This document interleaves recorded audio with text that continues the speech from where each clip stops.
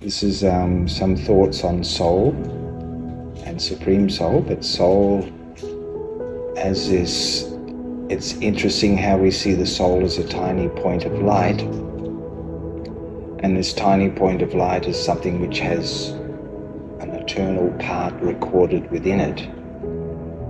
And sometimes I think through my own experience with this is like when the soul is in soul world, our original home, it's in this complete state of silence, and also we're just in this suspended animation. And even now, as a practice of soul consciousness, I feel when I'm really in that state, as a state of the detached observer, there's a complete state of silence within that as well. And it's almost like to keep in that space of silence is like, to me, is like that's our home base. We know that soul world is this dimension of complete peace and silence, but also to have that complete state of peace and silence while I'm in the body as well. And if we go a length of time where I can be in that real dead silence, not even a single thought, certainly not thinking, but being in that space of silence even while doing things, that's the space I feel Baba wants us to be in that state, being ever ready.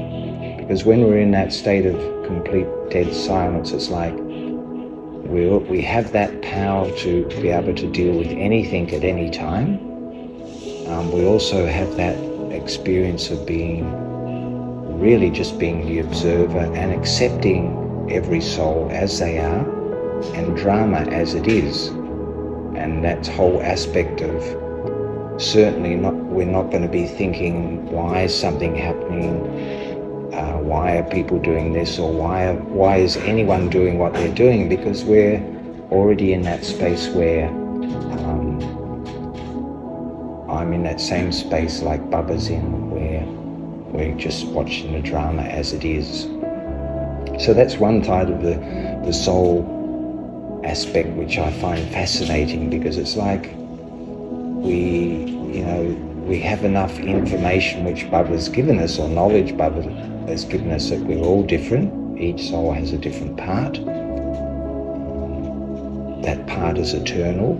So am I able to accept that as well?